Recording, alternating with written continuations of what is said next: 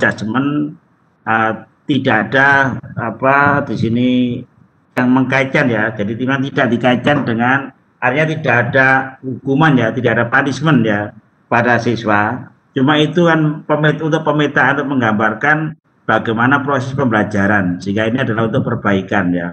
Andaikan itu nilainya jeblok ya, nanti malah ada treatment ya dari pemerintah itu, baik pemerintah daerah, pusat maupun di provinsi, ada upaya ya, terutama pemerintah pusat yang punya anggaran besar. Kalau memang ini AKM-nya rendah, berarti sangat serius sekali. Tersebut pembelajarannya belum mengembangkan penalaran atau konsep berpikir anak. Jadi mungkin pembelajaran gurunya masih senang kalau anak-anak itu menirukan gagasan guru, bukan bagaimana anak berpikir atau anak menjawab dengan gagasan sendiri.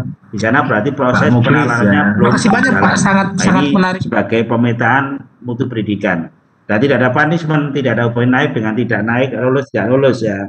Kemudian untuk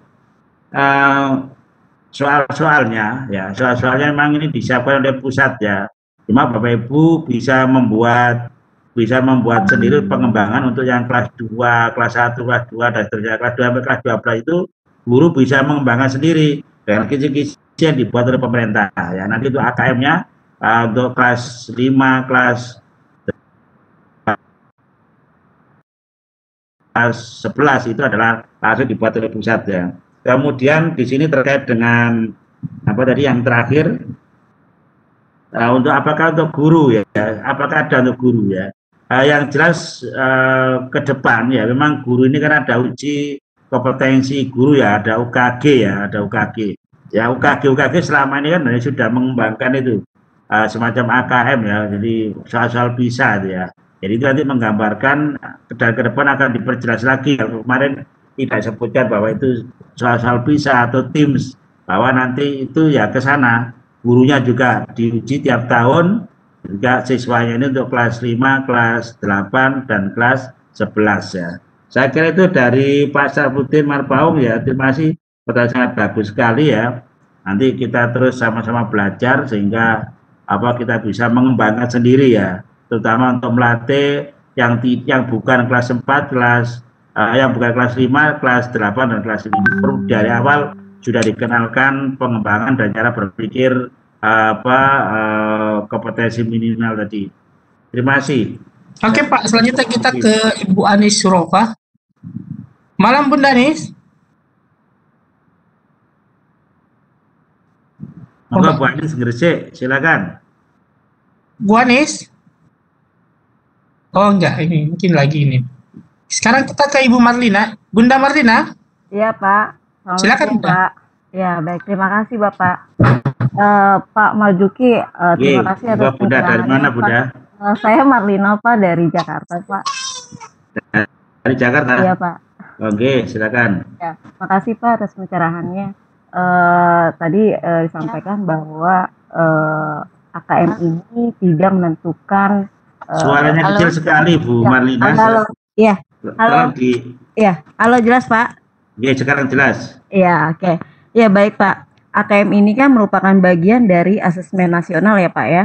Iya. Di mana ada survei karakter, terus kemudian survei lingkungan pendidik. Nah, yang ingin saya tanyakan Pak, terus terang dari kami pihak guru Pak, untuk menerjemahkan soal-soal AKM itu aja masih sulit Pak. Apalagi dengan siswa, walaupun informasinya kan Mas Nadiem bilang tidak perlu dipersiapkan gitu, biarin refleks aja anak-anak gitu. Tapi tetap aja Pak, ini membuat gundah gulana dari orang tua Pak terkait dengan pelaksanaan AKM ini gitu. Nah sekarang yang saya mau tanyakan Pak, sebenarnya siapa sih Pak yang akan membuat soal-soal AKM nanti ke depannya? Apakah dari pihak guru itu tidak dilibatkan? Gitu. Karena dari kami pun masih bingung Pak untuk menerjemahkan soal AKM ini, walaupun yang di stressingnya katanya numerasi, terus kemudian literasi, tapi panjang banget, itu kan harus mengintegrasikan semua mata pelajaran. Nah sementara kita belum terlatih untuk guru matkul ya Pak ya. Mungkin kalau guru-guru SD sudah terbiasa dengan soal-soal yang terintegrasi itu. Kalau kami yang berbidang studi ini sangat-sangat terbatas sekali pemahaman kita ke bidang studi lainnya. Itu aja mungkin Pak, bagaimana kami mensikapinya sebagai guru. Terima kasih Pak. Ya, terima kasih Bu Marina Jakarta. Jadi memang pembuat soal ini adalah orang-orang yang terpilih ya. Biasanya itu ada pengumuman ya untuk pembuat siapa yang bisa memenuhi syarat ya melalui seleksi yang ketat. Mereka otomatis mereka sudah memiliki penalaran yang tinggi juga ya. Dan memang mayoritas adalah guru, cuma dibimbing oleh dosen atau konsultan atau profesor ya yang ditunjuk ya. Sehingga di sini mereka adalah orang-orang yang sudah memahami betul ya, mulai dari proses kognitif, kemudian ke level kognitif, kemudian konteks konten, macam sudah menguasai betul ya. Oleh karena itu di sini yang penting bagi guru adalah bagaimana melatih siswa ya dari awal ya. Guru sendiri harus belajar bahwa selama ini kita juga masih kesulitan ya.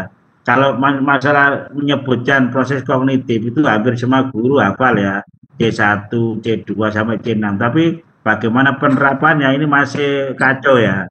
Saya beberapa kali melatih di sekolah-sekolah, baik sekolah yang biasa, sekolah model atau sekolah yang sudah kalau dulu RSBI itu menerapkan C1, C6 itu masih kacau balau ya. Ini menggambarkan bahwa guru sendiri juga perlu dilatih lebih awal ya. Sebelum siswanya ini dilatih, diuji, maka guru harus betul dilatih dan diberi tantangan.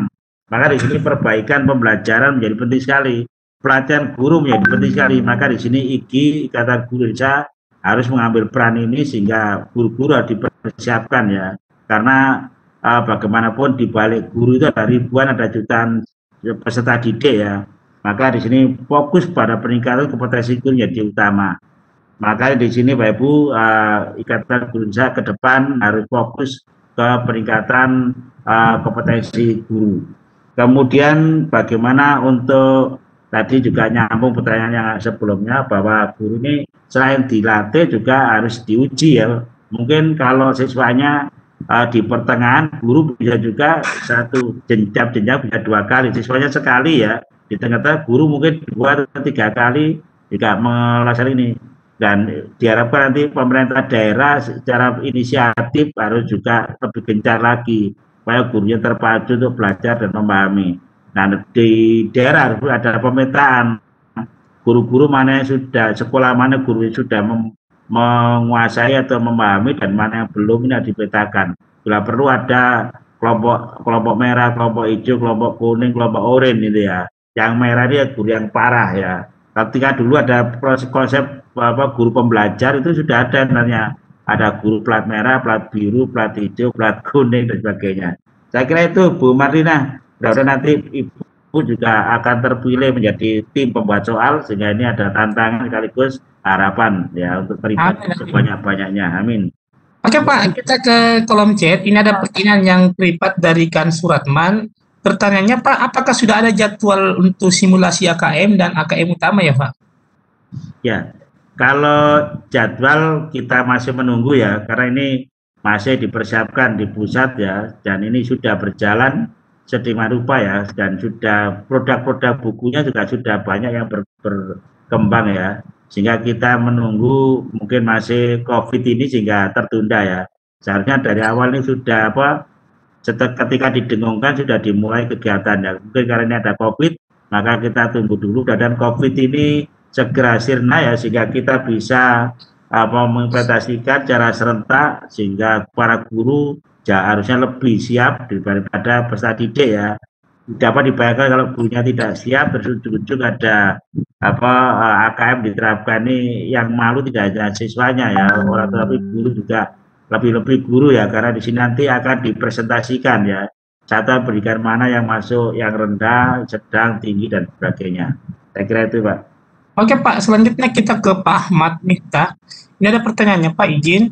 Kalau AKM diperlakukan untuk kelas 5, 8, dan 11, maka apa yang digunakan untuk kelas 6, 9, dan 12 Pak untuk asesmennya? Ya, terima kasih Pak Ahmad. Jadi AKM ini nanti secara kelas ya, di kelas itu nanti guru tetap ini mengembangkan ya. Jadi AKM nanti diterapkan mulai kelas 2 sampai kelas 12 ya. Jadi kalau AKM nasionalnya itu ya, yang nasionalnya memang kelas 5, kelas 8, kelas 11. Tapi nanti ada AKM-AKM yang difasilitasi oleh daerah atau oleh sekolah sendiri ya. Jadi mulai kelas 2, 3, 4, 5, 6, 7, sampai 12 itu selalu ada. Nanti ulangan-ulangan pun atau ulangan bersama atau ulangan tengah semester nanti semua mengarah ke AKM. Jika ini betul-betul, maka di sini yang penting dalam pembelajaran jangan melatihkan materinya, jangan ngedrill materi, jangan mencekokkan materi, tapi justru kompetensi. Materi itu sebagai konteksnya, sebagai kontennya ya, sebagai ruang lingkupnya, sebagai stimulusnya, tapi kemampuan untuk mengingat, kemampuan untuk memahami, kemampuan untuk mengaplikasi, kemampuan untuk menganalisis, mengevaluasi dan mengkreasi, itu yang jauh lebih penting ya. Apapun materinya, apapun konteksnya, apapun kontennya, ini jauh lebih penting. Jadi kalau dia itu betul bisa memahami, bisa menerapkan dan bisa menganalisis, mengevaluasi, mengkreasi, apapun materinya pasti bisa. Tapi kalau menghafalkan materi ini, materi itu jelas sangat sulit untuk berkembang ya. Saya kira itu, Pak. Oke Pak, selanjutnya kita ke Pak Rudi. Pak Rudi ini dari Solok Selatan Pak. Pertanyaannya begini Pak, terkait dengan AKM yang mengujikan literasi, numerasi, dan karakter. Yang paling terdepan adalah mapel bahasa untuk literasi, numerasi untuk matematika. Bagaimana dengan peran serta guru mapel lain Pak, seperti sains dan sosial di AKM ini? Ya, terima kasih. Jadi logika kita itu hanya dua ya. Logika kita dua, logika bahasa dan logika matematika ya. Jadi itu yang dasarnya dulu. Bahwa biasanya di sini kalau anak itu bahasanya itu bagus, logika matematika juga bagus ya. Kalau matematika bagus, bahasanya itu mesti bagus. Tapi yang terjadi masalah begini, ada matematika bagus, bahasanya jelek. Mesti ada kesalahan dalam pembelajaran. Apa karena gurunya atau karena apa ya? Atau bahasanya bagus, matematika jelek, mesti ada kesalahan ya. Nah di sini matematika dan ini adalah semacam bahasa apa ya, pengantar atau apa itu ya. Jadi ini adalah penyelia atau pengantar itu. Jadi semua itu kan sebagai dalam bahasa K13 dulu apa istilahnya. Jadi ini semua mapel di dalamnya, sains itu di dalamnya, pendekatannya saintifik itu di dalamnya. Jadi bahasa ini adalah bahasa komunikasi dan matematika kan logika berpikirnya ya. Jadi bahasa matematika bahasa yang digunakan ini adalah bahasa pengantarnya ya. Jadi kemudian isinya ya semua mapel itu isinya itu semua mapel, sehingga kita nggak terlalu khawatir kan bahasa komunikasi dan logika berpikir itu jadi satu ya. Ini sehingga di sini semua juga di dalam teks itu ya ada sains, ada sejarah, ada budaya, ada apa seni, macam-macam semua itu ada di dalamnya ya. Jadi nggak usah khawatir. Oke, silakan. Oke Pak, selanjutnya kita ke Pak Hanis Surofa. Kebetulan saya guru PAI Pak, guru pendidikan agama Islam. Iya, perkenalkan saya Bu Sriyanti dari SMK Bintek Banyumas Pak. Oh Banyumas, nggih. Saya kemarin dari sana Bu. Gimana Bapak? Saya barusan dari Banyumas. Oh nggih Pak, saking pundi Bapak? Banjarnegara lewat Banyumas. Oh nggih. Iya pas kebetulan saya di Banyumasnya Pak. Mohon maaf Bapak, berkaitan dengan AKM. Pas kebetulan ini untuk sekolah kami itu menjadi sampling apa ya, termasuk ke dalam sampling. Permasalahannya gini Pak, dalam AKM itu kan terintegrasi ke beberapa bidang-bidang yang lain ya Pak. Betul. Nah, permasalahannya di sini Pak, mohon maaf untuk anak-anak yang zaman sekarang kayaknya ini sudah berulang kali untuk membudayakan literasi nggih Pak. Iya. Tapi untuk hal-hal yang sederhana saja, kami sering sekali melatih anak itu untuk selalu memberikan informasi dibaca dengan benar. Tetapi anak-anak itu luar biasa untuk memahami yang namanya membaca dulu, Pak. Selalu dia itu untuk bertanya. Itu yang permasalahan yang kedua, pertama. Yang kedua, untuk anak-anak yang sekarang ini itu mohon maaf di sini untuk latihannya itu mereka itu untuk AKM itu masih beranggapan itu seperti UN, Pak. Nah, apakah nanti ada untuk simulasi untuk siswa? Yang ketiga itu untuk AKM itu untuk kelas SMK itu memang pada kelas 12 atau bisa saja AKM itu dilaksanakan di kelas sebelumnya. Itu. Ya, cukup sekian saja Pak dari saya. Mohon pencerahannya. Yang pertama tadi gimana Bu Sianti? Yang pertama saya sudah paham. Pertanyaan pertama tadi ada agak hilang suaranya. Monggo. Literasi tadi yang pertama gimana maksudnya? Maksudnya gini Bapak, gimana caranya untuk memberikan semacam latihan buat anak-anak. Kami sudah berulang kali di situ untuk anak-anak itu memberikan suatu ibaratnya dia itu untuk selalu untuk berlatih membaca dan membaca itu membaca segala hal, bukan hanya sebuah bacaan saja ya Pak. Memberikan maksudnya benda ini pembiasaan literasi ya? Membiasakan literasi. Oke Bapak, pembiasaan literasi. Oh, di situ kami sudah terapkan Pak, tapi ini kesulitan ini Pak Marzuki tentang karena kan di AKM ada harus literasi ini. Silakan Bapak. Terima kasih. Jadi berarti sekolah Bu Sianti ini sudah berjalan literasinya ya.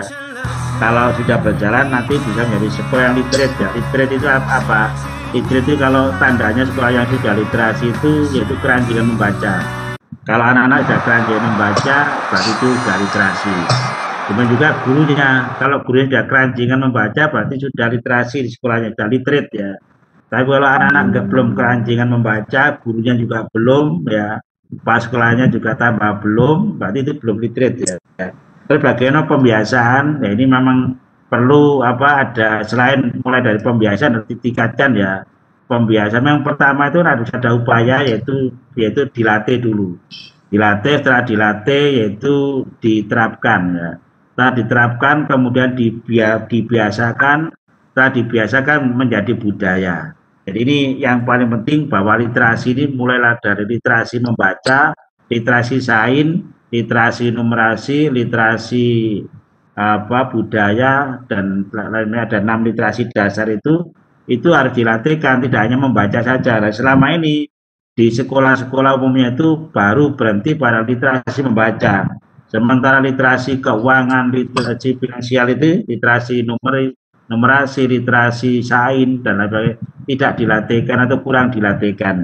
Sehingga ketika diberi soal-soal AKM ini juga menjadi kesulitan tersendiri ya. Kemudian untuk bagaimana adakah simulasi ya tentu aja seperti biasanya. Dan apalagi kalau memahaminya kan bahwa AKM ini dianggap seperti UN, sehingga nanti ada Bible AKM itu nanti yang terjadi kecelakaan itu ya. Jadi kecelakaan ketika AKM nanti dianggap seperti Bible, jika ada pelatihan-pelatihan. Sebenarnya AKM ini kan potret bagaimana progres reportnya, progres learningnya ya. Jadi kemajuan belajarnya itu direkam dalam AKM. Harusnya kalau nilainya rendah, ini harus perbaikan di kelas ya. Mengapa di kelas? Yaitu di pembelajaran. Bagaimana pembelajaran guru itu mampu melatihkan materi yang faktual, materi yang konseptual, materi yang prosedural, dan materi yang metakognitif ya. Tentunya gunakan model-model pembelajaran yang sudah dijalankan dalam K13. Misalnya ketika menggunakan model inquiry learning ini cocok untuk melatih berpikir kritis dan untuk materi faktual ya. Untuk discovery learning untuk melatih berpikir kreatif, inovatif untuk materi yang konseptual misalnya. Untuk problem based learning untuk cocok melatih berpikir kritis untuk materi prosedural dan pada kompetensi keterampilan abstrak ya. Materi yang untuk prosedural dan keterampilannya konkret cocok untuk dengan model discovery learning ya, project based learning ya. Jadi itu kalau itu dilatihkan model-model macam itu sudah otomatis AKM ini bisa. Karena apa? Di dalam AKM nanti bagaimana anak itu mengkategorikan, membedakan, menganalisis, mengevaluasi, mengkreasi dengan berbagai konteks ya.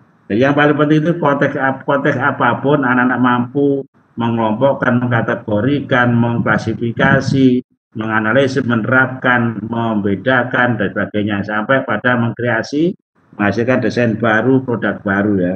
Ini harus dilatihkan. Jadi yang dilatihkan adalah nanti di dalam pembelajaran harus sudah terintegrasi dengan berbagai nilai karakter budaya di dalamnya.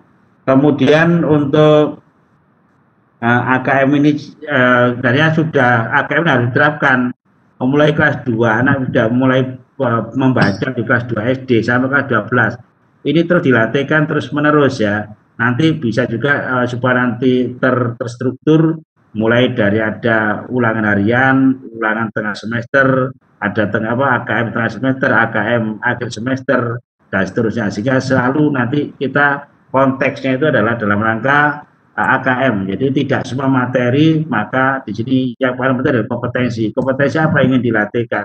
Itu yang menjadi paduan ya. Kalau dikhawatirkan kalau materi apa justru menjadi drill soal, akhirnya jadi bimbel lagi. Bahwa bimbel itu sebenarnya bukan untuk menggambarkan mutu sekolah ya. Kalau ada sekolah muridnya masih dibimbel berarti itu pembelajaran masih bolong-bolong. Itu menggambarkan sekolah yang tidak bermutu kalau masih mengandalkan bimbel. Kekuatan konsep siswa, proses kognitif siswa itu diperkuat ketika di pembelajaran. Dan itu kembali ke pembelajaran, jangan sampai kelas itu bolong-bolong akhirnya mengandalkan bimbel. Akhirnya menghafal soal dan latihan soal, akhirnya drill soal. Saya kira yang harus dihindari. Yang paling penting adalah bagaimana kompetensi yang dimiliki anak itu mampu untuk memecahkan apapun masalah dalam kehidupan sehari-hari dengan literasi membaca dan literasi numerasi ya. Saya kira itu Pak Muklis. Oke, selanjutnya kita ke Pak Ahmad. Pak Ahmad? Oh iya Pak. Silakan Pak. Ya siap Pak. Silakan. Ya siap. Terima kasih Pak. Pak Ahmad, singkat aja ya karena waktu kita sudah ini. Ya. Saya Ahmad dari Insan Cendekia Sorong Pak, Papua Barat. Oke, ya. Ahmad, silakan. Pertanyaan saya Pak, yang pertama AKM itu apa berlaku untuk semua siswa atau sebagian siswa untuk sampel saja? Yang kedua, apakah AKM ini berlaku bagi hanya guru mapel atau semua guru mapel Pak? Terima kasih. Assalamualaikum warahmatullahi wabarakatuh. Waalaikumsalam warahmatullahi wabarakatuh. Jadi sekali lagi AKM ini adalah cara sampling ya, tidak untuk semua personal siswa ya. Jadi cara sampling nanti silakan tiap kelas itu diminta kelas berapa, misalnya kalau SD kelas 5 itu berapa siswa, kemudian kalau SMP kelas 8 berapa siswa, itu nanti bisa dari beberapa kelas ya. Jadi dari beberapa kelas nanti diambil masing-masing kelas berapa. Jadi itu sampling ya. Karena sampling di sini adalah representasi dari suatu populasi ya. Sehingga ini tidak menggambarkan kompetensi individu masing-masing siswa. Tapi dari sampling itu sudah menggambarkan bagaimana kondisi pembelajaran di sekolah itu ya, kondisi kelasnya, kondisi dukungan sarprasnya, situasi belajarnya kondusif apa tidak, itu sudah tergambar dari AKM atau survei karakter di sana.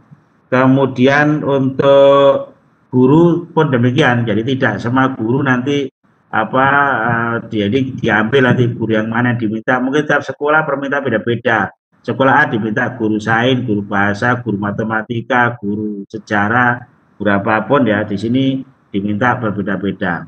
Jadi ini merupakan sampling karena bukan untuk kualitas guru personal, tapi untuk pemetaan dan untuk progres ya, jadi progres satu daerah semacam apa ya, dan juga untuk bagaimana tahapan atau kesulitan ya untuk mendiagnosis kesulitan para guru, kira-kira numerasinya seperti apa, kemudian literasi bacanya seperti apa ya.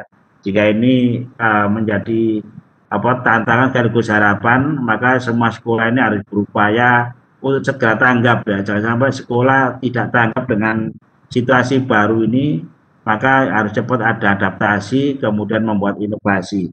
Saya kira itu ya, jadi saran saya nanti semuanya siap ya, walaupun bukan guru bahasa, guru matematika. Bahasa dan matematika dan logika saja, siapapun mapel apapun harus memiliki logika bahasa dan logika matematika. Saya kira itu Pak Mulis. Iya, ini yang terakhir Pak, ini dari Pak Sikri. Survei karakter ini Pak izin bertanya, survei karakter itu dimulai dari siswa jenjang SMP atau gimana Pak? Apakah ada hubungan antara survei karakter dengan e-rapor atau ijazah di Dapodik? Ya, sekali lagi ini baik survei karakter maupun survei yang nasional ya. Yang nasional ini sifatnya sampling ya, sifatnya sampling. Karena sampling ini maka tidak menggambarkan kompetensi individu ya.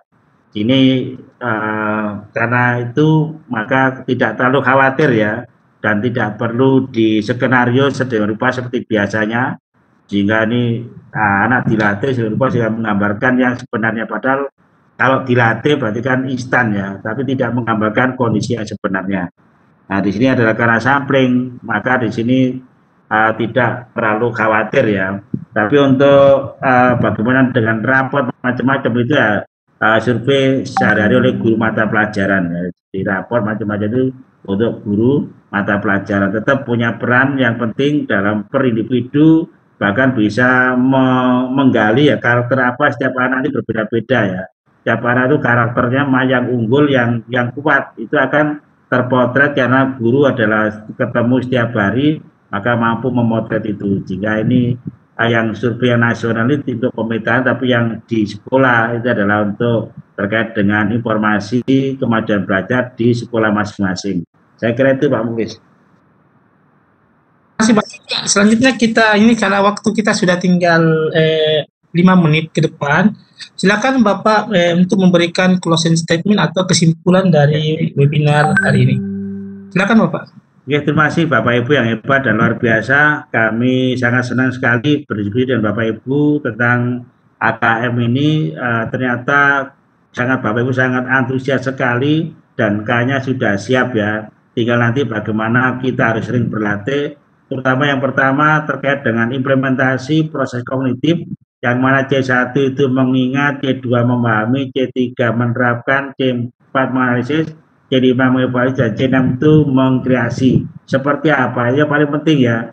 Jika nanti ada level-level juga demikian ya, sehingga ada level 1 sampai level 6. Kalau dalam taksonomi Bloom yang direvisi oleh Caldwell Anderson itu ada level 3 level, L1, L2, L3, ada lower, ada middle, ada higher ya. Ini juga Bapak Ibu harus perlu berlatih, kita harus berlatih sehingga betul-betul dengan konteks apapun, maka anak-anak yang penting bisa memahami, bisa menerapkan dan bisa menalar gitu ya. Sehingga ini menjadi sesuatu yang perlu Bapak Ibu pegang. Kemudian Bapak Ibu juga perlu memahami bahwa dimensi knowledge ya, dimensi pengetahuan itu ada 4 ya. Ada faktual, ada konseptual, ada prosedural. Untuk melatihkan faktual itu model apa, melatihkan materi yang konseptual model apa, yang prosedural model apa, ini juga menjadi penting karena terkait dengan kemampuan berpikir dan kreativitas ya. Ketika faktual maka dipilih inquiry learning karena ini cocok untuk berpikir kritis. Ketika konseptual yaitu cocoknya discovery, ketika untuk menemukan konsep yaitu dengan kreatif, inovatif.